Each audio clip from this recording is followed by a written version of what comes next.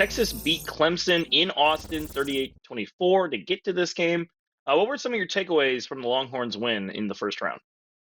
So there were some good, and then there's some discouraging things for Texas. What impressed me about Texas is their running game, and it's something that's really struggled all season to be consistent.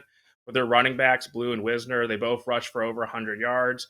They just really had some big holes where they were just running all over Clemson, which I was pretty impressed by because Clemson, not the teams that we were typically used to with Clemson and some of the defensive lines they used to have, but they're still a Yep. pretty good defense in general. But Texas was able to run the ball. They had a couple guys go down in fall camp, and that's why they were so inconsistent early hmm in the season.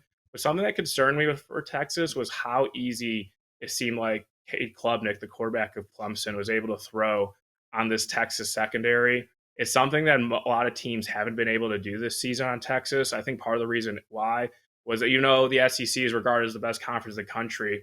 The quarterback play, and specifically the quarterbacks that Texas got to play this season, not as good as maybe some other quarterbacks in the country. And Klubnik was probably one of the best guys, and he was able to have some success. So kind of a mixed bag for Texas.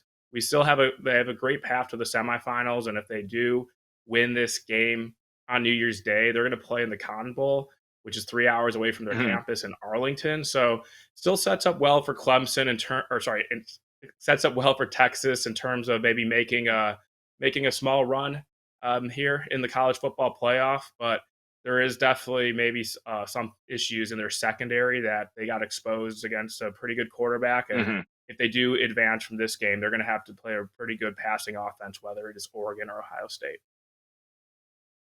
For sure. Texas, though, is a 14-point favorite, and the total is 52.5. How are you looking to bet this game? Yeah, I mean Texas would make sense, right? They could definitely score in Yep. this game, and Arizona State just does not have that much talent.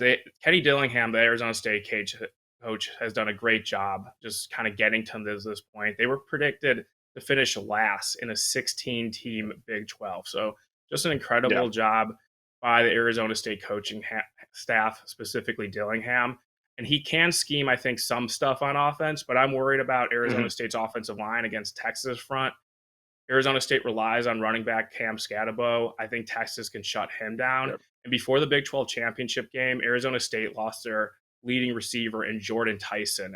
So I'm not really sure Sam Levitt, the quarterback of Arizona State, is going to have the necessary weapons, I guess, to exploit the Yep. Texas secondary like Clemson did. So it feels a little uncomfortable wanting to lay 2 touchdowns with Texas, but I feel like that's the only way to look. I just can't get behind Arizona State. Maybe the over, because maybe Arizona State can draw up enough plays to score, and Texas can maybe hmm fix some of the red zone issues that we've seen all year. They were a little bit better against Clemson.